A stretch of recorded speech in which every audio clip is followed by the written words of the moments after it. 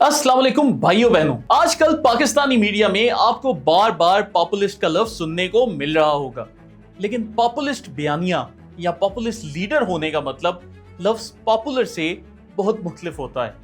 जहां पर पॉपुलर का मतलब मशहूर होना है, वहां पॉपुलिस्ट दरअसल सियासत का एक ऐसा तरीका है जिसमें अपने बयानिए की मकबूलियत के लिए ऐसी बातें की जाती हैं जो कि अवामी तो हों, लेकिन उनका हकायक से बराह रास्त कोई ताल्लुक ना हो। पाकिस्तान में ऐसे बहुत से पॉपुलिस्ट लीडर्स पैदा हुए हैं जिनके दौर में अवामी मकबूलियत की तो इंतहा छुई गई, लेकिन फिर मुल्की तबाही भी इंतहा तक गई। आज हम इसी मौजू पर बात करेंगे। ये पॉपुलिस्ट लीडर क्या होता है, उनको अवामी मकबूलियत कैसे मिलती है, उनके हुकूमत में आने के क्या नुकसानात होते हैं। मैं हूं डॉक्टर फरहान विर्क और आप देख रहे हैं आजाद मेंट्री। 16 दिसंबर 1971 को बांग्लादेश मार्ज़े वजूद में आता है। शेख मुजीब बतौर सरबराह इक़्तिदार संभाल लेते हैं। याद रखें कि शेख मुजीब एक पॉपुलिस्ट हुक्मरान था। पॉपुलिस्ट हुक्मरान वो होता है जो अवाम को उनकी मर्जी के नारे देता रहता है, लेकिन जब अमली काम का वक्त आए तो हल उसके पास मौजूद नहीं होता। शेख मुजीब ने भी बंगाली अवाम को ऐसे बहुत से नारे दे दिए कि मेरे आते ही जमहूरियत आएगी, हकीकी तरक्की होगी, हकीकी आज़ादी मिलेगी, वगैरह वगैरह। लेकिन मुझे पता है कि ये नारे सुनकर आपको पाकिस्तान का भी एक बिल्कुल ऐसा ही पॉपुलिस्ट लीडर ज़हन में आ रहा है, लेकिन इससे हमारा टॉपिक तब्दील हो जाएगा, लिहाजा वापस मौजू पर चलते हैं। अब शेख मुजीब ने इक़्तिदार संभालते ही पहला आइन दिया। पाकिस्तान और बांग्लादेश को बॉर्डर या कौमियत नहीं बल्कि दो कौमी नजरिए की बुनियाद पर जोड़ कर रखा गया था। हमारा ताल्लुक हमारे मजहब इस्लाम के नाम पर था, लेकिन शेख मुजीब ने बांग्लादेश में इस्लाम की बजाय एक सेकुलर आइन तरतीब दिया। सेकुलरिज्म का मतलब यह है कि हमारा आइन किसी मजहब के ताबे नहीं होगा। अब शेख मुजीब ने एक और काम किया कि बांग्लादेश के अवाम को आइन में बंगाली लिखा, जबकि असूली तौर पर उनको बांग्लादेशी लिखना चाहिए था, क्योंकि बांग्लादेश में और कौमें भी आबाद थी जिनमें बिहारी मुसलमानों का एक बहुत बड़ा ग्रुप था। लेकिन शेख मुजीब किसी की सुनता थोड़ी था, सबको बंगाली बना दिया। ये ऐसे ही है जैसे सब पाकिस्तानियों को आइन में पंजाबी लिख दिया जाए। लेकिन यही नहीं, जब शेख मुजीब की हुकूमत के 2 साल गुजर गए और पता चला कि नया बांग्लादेश तो बन गया लेकिन हकीकी तब्दीली नहीं आई, तो शेख मुजीब के खिलाफ अवामी मुजाहिमत का आगाज हो गया। शेख मुजीब लेफ्टिस्ट या कम्युनिस्ट मंशूर के वादे करके इक़्तिदार में आया था, लेकिन जब वो वादों से मुकरने लगा तो लेफ्टिस्ट जमातों ने हथियार उठा लिए। शेख मुजीब ने इसके जवाब में मुक्ति बाहिनी की तर्ज पर राखी बाहिनी की बुनियाद रखी, जिसका मकसद अपने मुखालिफिन को खत्म करना, जबरी गुमशुदगियां और अगवा करना था। मतलब ये कि जिस चीज का इल्जाम पाकिस्तान पर लगाकर शेख मुजीब ने आजादी ली, उसने वही चीज खुद करना शुरू कर दी। इस राखी बाहिनी के लोगों को कानूनी तौर पर तहफ़्फ़ुज़ भी दिया गया। फिर शेख मुजीब को जब अपनी अवामी मकबूलियत खत्म होती नजर आने लगी तो उसने एक नया ड्रामा शुरू कर दिया कि हमने पाकिस्तानियों से जंगी जुराइम का बदला लेना है। पाकिस्तान ने लाखों लोगों की जानें ली। भारत ने 41,000 पाकिस्तानी कैदी जो अपने पास रखे हुए हैं, उनसे हम बांग्लादेशियों को अपना हिसाब लेना है। अब जब शेख मुजीब का इत्तेहादी भारत बोलने लगा कि हमें इस बात का सबूत दो, तो शेख मुजीब ने 91,000 कैद पाकिस्तानियों, जिनमें 41,000 फौज थी, उनमें से सिर्फ 195 फौजी जवानों के खिलाफ सबूत दिए, जिस पर खुद भारत भी शौक में चला गया कि 91,000 में से सिर्फ 195 लोगों ने जंगी जुराइम किए। बाद में यह भी डकोसला निकला और शेख मुजीब उस साजिश से फरार हो गया। अब अवाम के बढ़ते गम गुस्से के पेश नजर शेख मुजीब ने अपनी कुर्सी जाती देखकर आखिर में बांग्लादेश में डिक्टेटरशिप का राग अलापना शुरू कर दिया कि बांग्लादेश में भी चीन की तर्ज का 1 पार्टी रूल होना चाहिए और हुकूमत पर सिर्फ मेरा हक है। बंगाली अवाम को महसूस होना शुरू हो गया कि हमारे साथ धोखा हुआ है और हमसे झूठ बोलकर पाकिस्तान को तोड़ा गया। शेख मुजीब का मकसद सिर्फ इक़्तिदार हासिल करना था। बांग्लादेश का 1975 में आइन तब्दील करके सिर्फ अपनी जमात बांग्लादेश कृषक सरामिक अवामी लीग को कानूनी जमात करार दे दिया गया और बांग्लादेश में 1 पार्टी रूल कायम करके अपनी ही पार्टी को एक आईनी तहफ़्फ़ुज़ भी दे दिया, जिसके बाद अवाम बेकाबू होने लगी, उन्हें खुद से धोखे का एहसास होने लगा और फिर वही हुआ जो अक्सर डिक्टेटर्स के साथ होता है। بنگلہ دیش کی فوج اور بیوروکریسی میں یہ سوچ پیدا ہونے لگی کہ شیخ مجیب نے ہمیں پاکستان سے علیحدہ کر کے ڈکٹیٹرشپ نافذ کر دی ہے، جو کہ ہمارے ساتھ دھوکہ ہے۔ بلاخر ایک موقع ایسا بھی آیا جب شیخ مجیب کے خلاف اسی بنگالی فوج نے بغاوت کر دی، جس فوج کو اپنے ساتھ ملا کر شیخ مجیب نے 1971 میں پاکستانی فوج سے لڑائی کی تھی۔ آج 50 سال بعد بنگلہ دیشی عوام کو احساس ہو رہا ہے کہ شیخ مجیب نے کھوکھلے نعروں کے پیچھے ہمارا اتحاد توڑ دیا۔ آج شیخ مجیب کے پتلے اور 1971 کی یادگاریں جلائی جا رہی ہیں، لیکن پچھتائے کیا ہوا جب چڑیاں چگ گئی تھے۔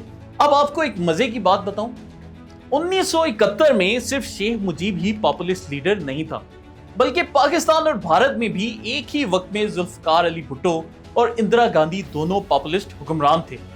پاپولسٹ لیڈر کی پہچان کیا ہوتی؟ ایک فرضی دشمن تیار کیا جاتا ہے، جیسے شیخ مجیب کا دشمن پاکستان اور پاکستانی فوج تھی۔ ذوالفقار علی بھٹو کی دشمنی شیخ مجیب اور مخالف سیاسی جماعتوں سے بن گئی۔ اندرا گاندھی نے یہی دشمنی اپنے ہمسایہ ملک پاکستان سے لے لی۔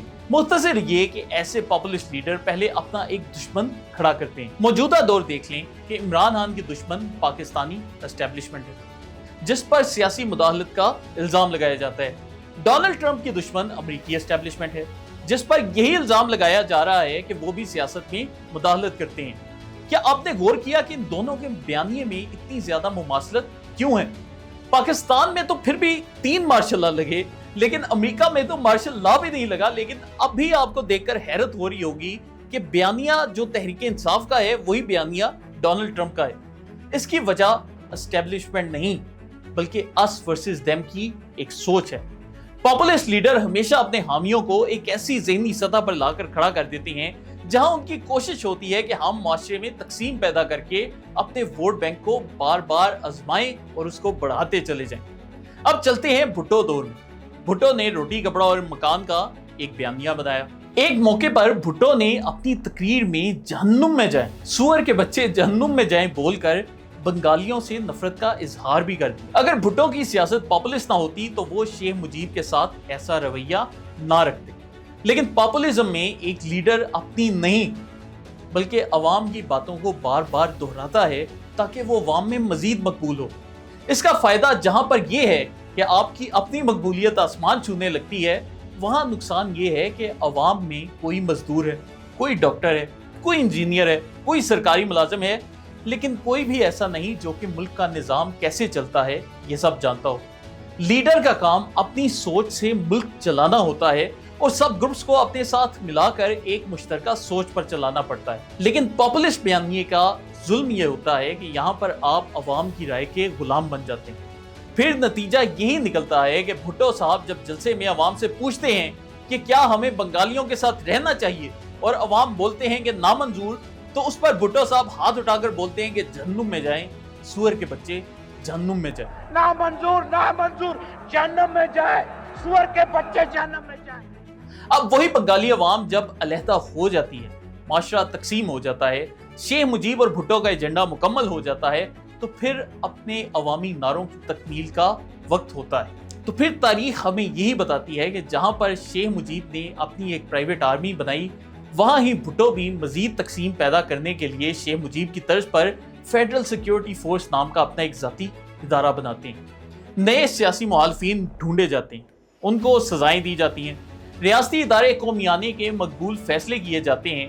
اب ادارے قومیانہ تو مقبول فیصلہ ہے کہ ہم جی امیروں کو سزا دیں گے اور پیسہ عوام میں بانٹیں گے، لیکن اگر آپ کو ادارے چلانے کا تجربہ ہی نہ ہو پھر ادارے تباہ ہو جاتے ہیں۔ اور پھر پاکستان میں ایسا ہی ہوا اور بلاخر اختلافات بڑھتے بڑھتے وہی ہوا جو شیخ مجیب کے ساتھ بنگلہ دیش میں ہوا۔ مارشل لا کے ساتھ ہی بھٹو صاحب کو بھی جان سے ہاتھ دھونا پڑا۔ کیا شیخ مجیب اور بھٹو کا ایک جیسا انجام اور ایک جیسی پالیسیاں محض اتفاق ہیں؟ ابھی رک جائیں، ہم اب اندرا گاندھی پر چلتے ہیں۔ اندرا گاندھی نے بھارتی فوج کے ذریعے شیخ مجیب کی حمایت کر کے پاکستان کو تو ٹکڑے ٹکڑے کر دیا۔ اب اس کا ایک ولن ختم ہو گیا تھا، لیکن پھر کیا ہوا؟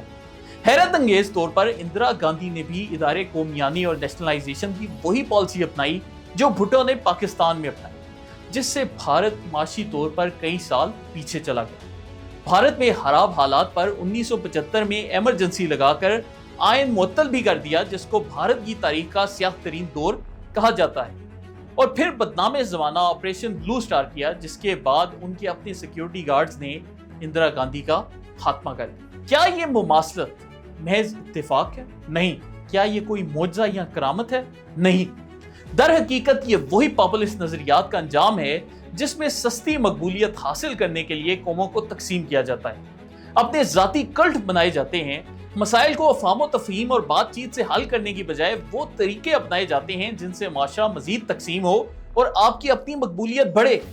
لیکن پھر اس کا انجام بھی وہی خوفناک ہوتا ہے جو آپ نے شیخ مجیب، ذوالفقار علی بھٹو اور اندرا گاندھی کا دیکھا۔ ایک اور چیز یہ کہ پاپولسٹ حکومتوں کے بعد اکثر جمہوریت ختم ہو کر باقاعدہ ڈکٹیٹرشپ آ جاتی ہے، جیسا کہ پھر بنگلہ دیش اور پاکستان میں ہوا۔ معیشت تباہ ہو جاتی ہے، معاشرہ تقسیم ہو جاتا ہے۔ پاکستان میں بھی ایک ایسی ہی پاپولسٹ حکومت کے 2 سال پہلے خاتمے کے بعد آج آپ کو ویسے ہی حالات نظر آ رہے ہیں۔ جمہوری ادارے تنزلی کا شکار ہیں۔ خود عمران خان بول رہے ہیں کہ ڈکٹیٹرشپ آ گئی ہے، اور یہ بات غلط بھی نہیں۔ جب معاشرہ آپ تقسیم کر دو تو انجام اکثر یہی نکلتا ہے۔ لیکن یہ پاپولسٹ لیڈرز مشہور کیوں ہوتے ہیں؟ اس کی وجہ ہمارے معاشرے کی اپنی فالٹ لائنز ہیں۔ پاکستان میں ایسی بہت سی فالٹ لائنز موجود ہیں: معاشی تقسیم، امیر اور غریب میں بڑھتا ہوا فرق، سیاسی عدم استحکام، علاقائی تعصب، بڑھتی ہوئی کرپشن، شیعہ سنی تقسیم، دیہاتی اور شہری علاقوں میں فرق، نوجوانوں کا مستقبل غیر محفوظ ہونا، فوج کا سیاست میں آنا، بیرونی طاقتوں کی مداخلت، قانون پر عمل نہ ہونا، اور سب سے اہم میڈیا کا منفی کردار۔ پاکستان کا مسئلہ پاپولسٹ لیڈر نہیں بلکہ یہ فالٹ لائنز ہیں جن کی وجہ سے عمران خان اور شیخ مجیب جیسے کردار پیدا ہوتے ہیں، جن کے دور میں کبھی ملک ٹوٹتا ہے تو کبھی عوام اپنی ہی افواج پر حملہ آور ہو جاتے ہیں کہ ہم حقیقی آزادی کی جنگ لڑ رہے ہیں۔ اگر ہماری ریاست کو اس سے مقابلہ کرنا ہے تو ہمیں یہ فالٹ لائنز ختم کرنا ہوں گی۔ یہ 1 ماہ یا 1 سال نہیں بلکہ کم از کم اگلے 10 سے 15 سال کی محنت ہے۔ لیکن اگر ہم یہ فالٹ لائنز کو ختم کرنے میں کامیاب ہو گئے تو پاکستان آنے والے دور میں دنیا کی ایک معاشی سپر پاور بن کر ابھر سکتا ہے۔ ہمیں موجودہ حالات دیکھ کر بے شک یہ ناممکن لگے، لیکن دنیا کے سب سے بڑے معاشی ادارے گولڈمین سیکس نے یہ پیشن گوئی کر کے چند ماہ پہلے دنیا کو پریشان کر دیا کہ پاکستان 2075 میں دنیا کی 6ٹھی سب سے بڑی معاشی طاقت بن سکتا ہے۔ ان کو کچھ ایسا ضرور پتا ہے جو کہ ہمیں نہیں پتا۔ دوستو، ہم نے دیکھا ہے کہ آپ میں سے ہمارے بہت سے دوست ہماری ویڈیوز کو بہت پسند سے دیکھتے ہیں، لیکن آپ ہمارے چینل کو سبسکرائب نہیں کرتے۔ تو آپ سب سے گزارش ہے کہ اگر آپ کو ہمارا یہ کنٹینٹ پسند آئے تو ہماری ویڈیوز کو لائک کریں، چینل کو سبسکرائب کریں اور کمنٹس کے ذریعے ہمیں اپنی رائے دینا مت بھولیں کہ آپ مزید کن ٹاپکس کے اوپر انفوٹینمنٹ اور انفارمیشن کی ویڈیوز دیکھنا چاہتے ہیں۔ بہت شکریہ۔